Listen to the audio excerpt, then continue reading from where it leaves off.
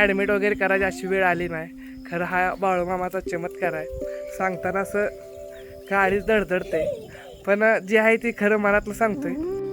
तर जय बाळूमामा मित्रांनो, आता आपण आलो आहे बांबार्ड्यामध्ये असणारं बाळूमामाच्या मंदिरामध्ये दर्शनासाठी. खास करून मी आज मुद्दाम व्हिडिओ बनवतोय कारण अशाच एक 5-6 महिन्यापूर्वी एक चमत्कार माझ्या आयुष्यात घडलेला माझ्या पोराबद्दल.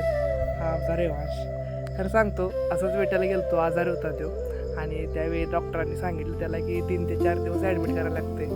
आणि आम्ही ॲडमिट न करता डायरेक्ट त्यांना विचार केला थोडासा दवाखान्यामध्ये. डायरेक्ट ॲडमिट तसं करायचं म्हणजे छोटी आहेच किंवा मनाला कसं वाटतंय, कारण तो थोडा आजारी होता. त्यानंतर आम्ही विचार केला, बघूया म्हणलं जाऊया घरी एक दिवस. येत बाळूमामाच्या मंदिरात इथंच आल्यानंतर इथं बोललो देवाला असं तसं. तर नंतर 2 ते 3 दिवसात तो ऑटोमॅटिकली पूर्ण नीट झाला, बरा झाला रेवांश. आणि त्यानंतर कधीच आजारी वगैरे पडलेला नाही. पडला म्हणजे किरकोळ वगैरे आजारी लहान मुलं मोठी माणसंसुद्धा पडतात, पण ॲडमिट वगैरे करायची अशी वेळ आली नाही. खरं हा बाळूमामाचा चमत्कार आहे. सांगताना असं काळीच धडधडते, पण जे आहे ते खरं मनातलं सांगतोय.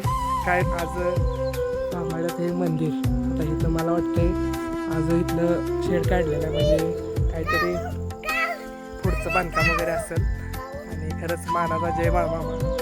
तुम्ही पण असंच देवावर विश्वास ठेवा, भक्ती करा. त्यामुळे तुम्हाला थोडक्यात सांगतोय जय बाळूमामा.